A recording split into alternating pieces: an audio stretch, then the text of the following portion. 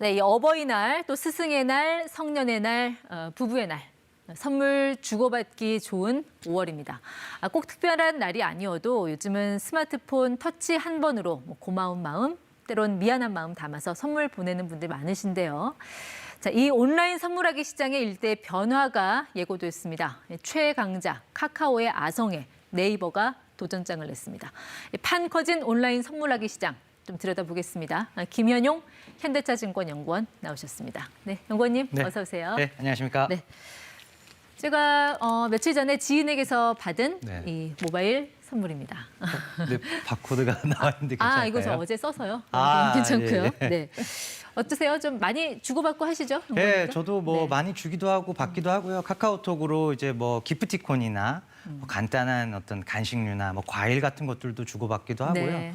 예, 특별한 일 있을 때 또는 꼭 그렇게 특별하지 않아도 네. 요즘은 많이들 하시는 것 같습니다. 금액이 많고 적고를 떠나서 좀 받으면 기분이 좋다는 거죠. 네, 그래서 맞습니다. 카카오톡으로 뭐 메시지로 안부를 전하기도 하지만 이런 네. 뜻밖의 선물로 또 안부를 전하기도 하고 많이들 지금 맞습니다. 일상화가 됐는데 네. 실제로 이 카톡에서 선물하기 시장 좀 어느 정도 성장을 했어요? 일단 이제 역사로 본다면은 벌써 한 10년이 넘어가고 있고요. 벌써 10년이 넘었습니다. 예, 연간 네. 거래 규모로 봤을 때도 2017년도에 조 단위 규모를 돌파하고 나서도 최근 3년 동안 다시 3배 정도가 성장을 하면서 네. 연평균으로 보게 되면은 매년 50%씩 고성장을 이어가고 있습니다. 네, 이렇게 조 단위로 뭐 거래액이 커진 거랑 또 이 네. 회사가 수익을 내는 거랑은 좀 다른 차원인데 실제 네. 돈도 많이 벌고 있어요? 네, 실제로 이제 카카오의 자회사인 카카오 커머스가 이 선물하기를 주력으로 하고 있는 이제 커머스 자회사인데요. 네. 작년 같은 경우에 매출이 5천억을 훌쩍 넘었고요. 이익률로 본다면은 매출 1,000원당 네. 280원 가량을 이익으로 벌어들였습니다. 네. 그래서 선물하기로 돈을 잘 벌고 있다고 보시면 될 것 같습니다. 사실 그 선물하기 이게 굉장히 소소한 일상의 거래인 것 같은데 이렇게 네. 초고속으로 성장한 배경은 어디에 있다고 보시나요? 일단 가장 큰 이유는 편의성에 있습니다. 그래서 우리가 모바일 플랫폼으로 손쉽게 선물을 네. 할 수가 있고 또 하나 이제 상대방의 주소를 몰라도 네. 저희가 손쉽게 또 이제 연락처만 알면 얼마든지 선물을 할 수 있다는 점에서 사실 그 주소 네. 알려달라고 하면 안 알려주고 뭐 그런 경우도 많은데 그 맞습니다. 문제 해결했다는 예, 거죠? 맞습니다. 그 부분을 좀 해결을 하다 보니 아무래도 아주 가까운 지인 간에 이루어졌던 선물 거래가 네. 조금은 더 포괄적인 관계까지 확장이 되는 과정에서 빠르게 시장이 성장하고 있습니다. 또 코로나로 뭐 지인들을 자주 만나지도 못하고 뭐 부모님, 고향 찾아가는 게 쉽지 네. 않은 이런 비대면의 일상화도 좀 영향을 미치지 않았을까요? 상당 부분 영향이 있었다고 보여지고요. 그런 이제 가족과 친지 간의 어떤 비대면 상황뿐만 아니라 어떤 비즈니스 측면에서도 이제 네. 비대면 회의나 업무 협의 같은 것들이 워낙 많아지고 그런 관계에서 발생할 수 있는 선물 수요들도 이 모바일 플랫폼 쪽으로 빠르게 흡수가 되고 있는 상황입니다. 근데 이 선물하기 해도 네. 내가 거부하려면 또 거부할 수 있는 거죠? 맞습니다. 안 받으시면 네. 며칠 동안 이제 받아서 수락한 다음에 주소를 입력하거나 그런 식의 어떤 행위를 해야 되는데 네. 그걸 안 하게 되면 자동으로 소멸됩니다. 근데 이 카카오의 아성에 네. 역시 또 이 네이버가 네. 도전장을 냈다는 것이죠. 네. 네이버는 좀 어떤 서비스 준비해요? 뭐 카카오가 긴장할 만한 그런 내용입니까? 그렇죠. 아무래도 긴장을 할 수밖에 없다라고 생각을 하고요. 네이버에도 기존에도 구매하기 옆에 이제 선물하기가 있었던 상황인데 네. 이번에 5월 달 들어서 좀 개편을 하면서 네. 선물샵이라고 하는 별도의 탭을 만들었습니다. 즉 선물하기를 조금 더 이제 집중적으로 전문화, 세분화해서 시장 고성장에 대응을 하겠다라는 의지를 밝힌 것입니다. 제가 그 내용을 보니까 카카오톡처럼 이렇게 메시지를 남길 수 있도록 돼 있는데 네. 그 네이버의 강점이라고 하는 웹툰을 또 네. 활용을 하기도 하고 뭔가 네. 좀 이렇게 전략적으로 키워나가겠다 그런 의도가 보여요. 확실한 이제 의지를 표명한 것이고요. 이제 콘텐츠 쪽에서 또 네이버가 웹툰과 같은 데서 강점이 또 있지만 네. 또 하나 이제 보셔야 되는 부분이 페이 포인트 같은 주변 생태계를 포함한 그런 포인트적인 부분들도 네. 분명히 좀 카카오 대비 좀 강점으로 볼 수 있는 그 부분입니다. 포인트라는 거는 이제 네이버 페이 사용했을 때 적립금 말씀. 네, 맞습니다. 지금 적립을 추가 5%포인트까지도 네. 해주고 있는 상황이거든요.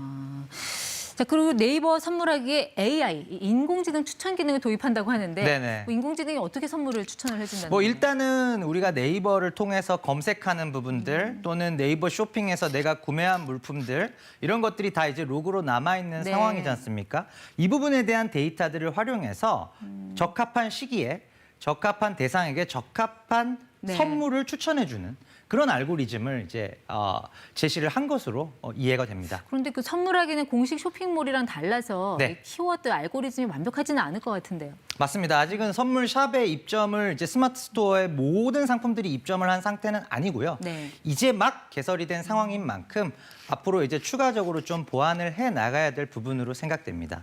이 선물하기 시장은 조금 전에 언급을 하셨지만 네. 카카오톡 카톡이라는 메신저를 기반으로 한 네. 카카오 이커머스의 굉장히 핵심적인 시장이었잖아요. 맞습니다. 여기에 네이버가 도전장을 냈다는 거. 네. 뭐 본격적으로 이제 그 선물하기 시장에 뛰어들겠다, 네. 카카오를 견제하겠다, 뭐 이런 의지로 봐야 될까요? 예, 일단은 이제 카카오를 견제할 수밖에 없는 게 시장이 너무나 커졌기 때문입니다. 그래서 카카오를 포함해서 내년 정도가 되게 되면 이 선물하기 시장 규모가 거의 10조 원에 육박을 하게 됩니다. 네. 그래서 더 이상은 이제 놓치기 아까운 시장이 되어버렸고 네. 그런 상황에서 네이버가 이제 카카오를 견제하기 위해서 공격적으로 선물하기 시장에 뛰어든 상황입니다. 현재 시장 규모가 한 어느 정도 추산되죠?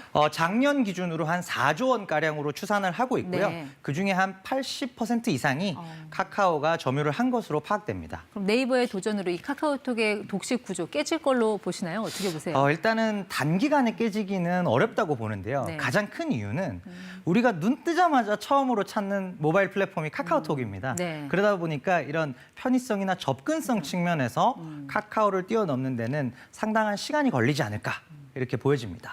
뭐 사용자 접근성에서는 우위에 있다고 하더라도 사실 또 목 좋은 데 있다고 다 장사가 잘 되는 건 아니잖아요. 네, 그렇죠. 이 카카오 대비 네이버의 강점이라고 하면 좀 어떤 걸 꼽을 수 사실 있을까요? 이제 네이버의 강점은 넓은 상품군에 있습니다. 즉 40여만 개의 스마트 스토어에서 선물하기 기능을 제공하고 있거든요. 이 부분은 상품의 카테고리나 전체 상품의 개수 측면에서는 카카오 대비 우위에 있고요. 또 하나 이제 페이 포인트나 콘텐츠를 연계한 네. 네이버 멤버십과 같은 제도를 구심점으로 해서 사실은 이제 쇼핑이나 선물하기 쪽을 같이 키울 수 있다는 점에서 네. 네이버가 상대적인 강점을 가지고 있습니다. 주로 이 선물하기, 이 소비층 연령대는 어느 정도로 파악이 됩니까? 일단은 이제 1, 20대가 사실은 절반 이상을 네. 차지하고 있었던 상황이었는데요. 최근에는 이제 4, 50대 분들도 이런 이제 선물하기에 굉장히 좀 익숙해지면서 네. 최근 이제 올해 들어서는 이제 전년 동기 대비로 본다면은 4, 50대 분들의 선물하기 어떤 활동량, 거래액 네. 같은 것들이 두세 배씩 올라오고 있는 상황입니다. 그 수요 연령층에서도 어느 정도 확장성이 있다고 보시는 거네요. 네, 충분히 지금 잘 전 연령대로 퍼져나가고 있는 상황입니다. 네. 어쨌든 거리두기가 이어지는 가운데 5월 조금 전에 말씀드렸지만 선물의 달이잖아요. 네. 이런 선물하기 거래가 굉장히 급증을 할 것 같고 네. 또 실제로 뭐 카카오 네이버뿐만 아니라 쓱닷컴, 네, 11번가 맞습니다. 여러 업체들이 네. 이 시장에 뛰어들고 있는데 네. 또 소비자들에게 도움이 될 만한 그런 정보가 있을까요? 일단은 이제 선물하기 지금 이제 시장이 막 커지다 보니까 기업들 간의 마케팅 경쟁이 굉장히 치열해지고 있습니다. 즉 소비자 입장에서는 좀 많은 혜택을 볼 수 있다라는 것이고요. 네이버의 경우가 지금 최대 10%까지도 포인트를 적립해주고 있고요.